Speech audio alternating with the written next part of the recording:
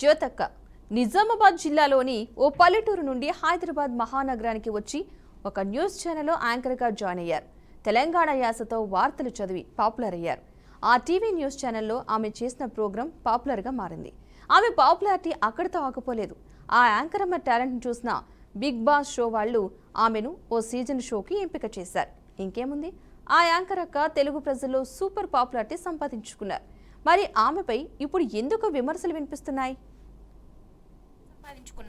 ఈ స్థానమే ఆమెకు బలం.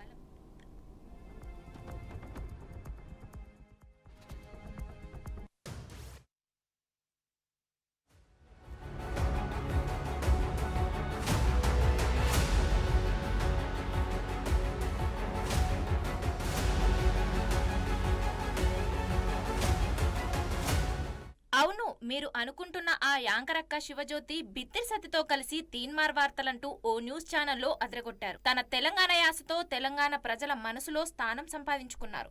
ఈ స్థానమే ఆమెకు బలం. చివరికి బలహీనతగా మారే అవకాశం కనిపిస్తుంది. ఎందుకంటే బిగ్ బాస్ షోలో ఆమె చేసిన హంగామా అంతా ఇంతా కాదు.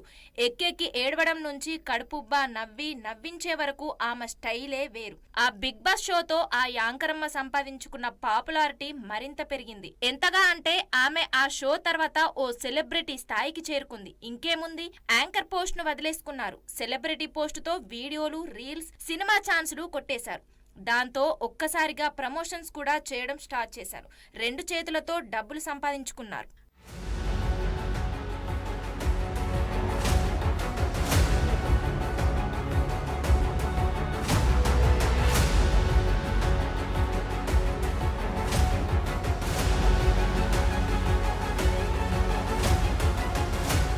అయితే బిగ్ బాస్ షోకు ఎంపికై ఏడ్చినట్లు ఏడ్చి ఓ మోస్తరుగా సంపాదించి ఉండొచ్చు.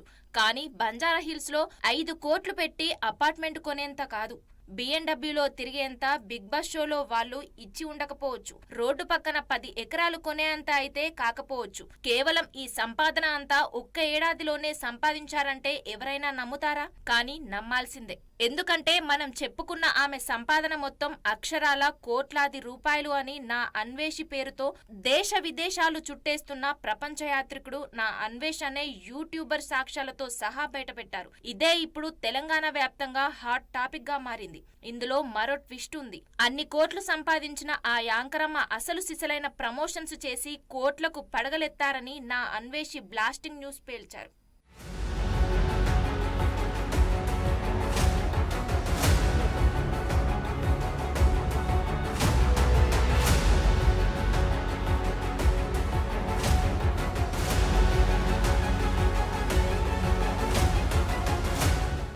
అసలు సిసలైన ప్రమోషన్స్ అంటే సినిమా ప్రమోషన్లు కాదండోయ్, బెట్టింగ్ యాప్స్ ప్రమోషన్స్.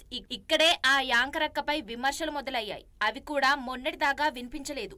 యాంకరమ్మ లెక్కలన్నీ అన్వేష్ తన రీసెర్చ్ లో బయటకు తీశాక వినిపిస్తున్నాయి. ఇంకేముంది, అసలు ట్విస్ట్ బయటపడింది.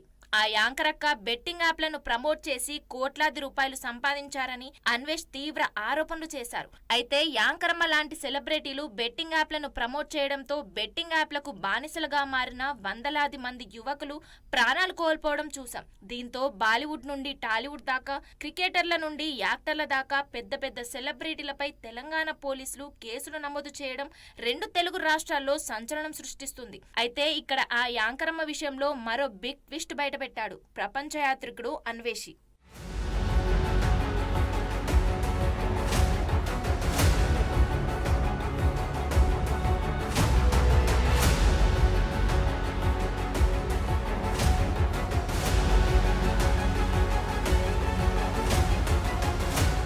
బెట్టింగ్ యాప్లను ప్రమోట్ చేసిన సెలబ్రిటీలపై ఇప్పటికే పంజాగుట్ట, మియాపూర్లో మొత్తం 25 మందిపై కేసులు నమోదు చేశారు తెలంగాణ పోలీసులు. వారికి నోటీసులు ఇచ్చి విచారణ జరుపుతున్నారు. సీఎం రేవంత్ రెడ్డి కూడా తప్పు చేసిన వారిని వదలొద్దని అధికారులకు ఆదేశాలు ఇచ్చారు.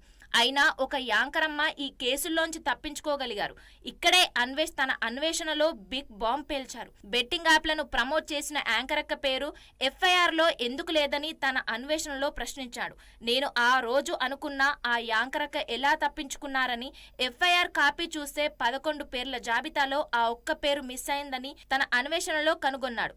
25 పేర్ల జాబితాలోనూ ఆ ఒక్క పేరు మిస్ అయిందని, అదెలా సాధ్యమని ఆశ్చర్యపోయానంటున్నాడు. యాంకర్ అక్కను తప్పించారా, తప్పించుకున్నారా అంటూ అనుమానం వ్యక్తం చేస్తున్నారు. అయితే యాంకర్ అక్క బెట్టింగ్ యాప్ ప్రమోషన్స్ కు సంబంధించిన ఆధారాలను తన రీసెర్చ్ లో సేకరించి పోలీసులకు పంపించినట్లు అన్వేష్ ఓ వీడియో విడుదల చేశాడు. ఇది అన్వేష్ రీసెర్చ్ లో బయటపడ్డ బిగ్ బ్లాస్ట్. అంతేకాదు, కాంగ్రెస్ నేత మాజీ ఎమ్మెల్యే మైనంపల్లి హనుమంతరావు కూడా బెట్టింగ్ యాప్లను ప్రమోట్ చేసిన శివజ్యోతిపై చర్యలు తీసుకోవాలని పోలీసులకు ఫిర్యాదు చేసినట్లు తెలుస్తుంది. మరి బెట్టింగ్ యాప్లను ప్రమోట్ చేసిన యాంకర్ అమ్మపై కూడా పోలీసులు ఇప్పటికైనా కేసు నమోదు చేస్తారా లేదా వదిలేస్తారా వేచి చూడాలి.